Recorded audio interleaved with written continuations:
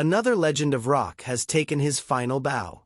As the world mourns the loss of Francis Buchholz, fans are asking, how did one quiet, powerful bassist help shape the sound of a generation?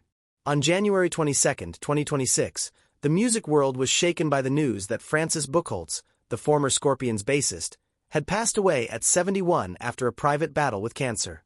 He died peacefully, surrounded by family, leaving behind a rhythm that will never fade. Francis Buchholz was not just a band member. He was the heartbeat behind some of the most iconic rock anthems ever written. He anchored the Scorpions during their most successful era, helping define songs like Rock You Like a Hurricane, Still Loving You, and Wind of Change. Now, as news of his passing trends across the world, fans are revisiting his life, his sound, and the legacy he quietly built behind the scenes. Francis Buchholz was born on February 19, 1954, in Hanover, West Germany. He grew up during a time when rock and roll was changing youth culture across Europe.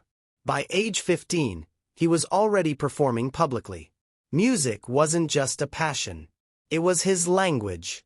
While studying mechanical engineering at the University of Hanover, he balanced academics with music, playing in rock, blues, and jazz bands. One of those bands was called Dawn Road, where he met guitarist Uli Jon Roth. That meeting changed everything. In 1973, Dawn Road merged with a struggling band called Scorpions. Within a few years, that lineup would become one of the most powerful forces in rock history. Francis recorded his first album with Scorpions in 1974, Fly to the Rainbow. Then came a golden era. Lovedrive, Blackout, Love at First Sting, and Crazy World. Over 100 million records sold. More than 50 gold and platinum awards. Francis wasn't flashy. He wasn't loud. But his bass lines carried the emotional weight of the music. Behind the scenes, he was deeply grounded in family. He married his wife Hella. Together, they had 3 children. A son, Sebastian. Twin daughters, Louisa and Marietta. When his family grew, Francis made one of the most powerful decisions of his life. In 1992, he stepped away from Scorpions, not because the band was fading, but because his family mattered more. After Scorpions, he continued creating, collaborating with Uli Jon Roth, joining Michael Schenker's Temple of Rock, writing his instructional book Bass Magic. He never stopped teaching. He never stopped playing. Here are a few things many fans don't know. He started performing publicly at 15 years old. He studied mechanical engineering before fame.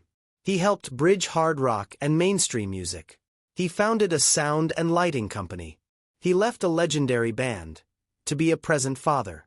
On January 22, 2026, Francis Buchholz passed away after a private battle with cancer. His family said he died peacefully, surrounded by love. The Scorpions released a tribute saying, "His legacy will live on forever." Fans across the world echoed the same message. This wasn't just a musician. This was a foundation stone of rock history. Francis Buchholz taught us that greatness doesn't need spotlight. Sometimes it lives quietly in rhythm, loyalty, and love. His bass will echo forever. For more celebrity biographies and legacy stories, visit celebsworld.com. Please like, share, and subscribe. Your support keeps stories like this alive.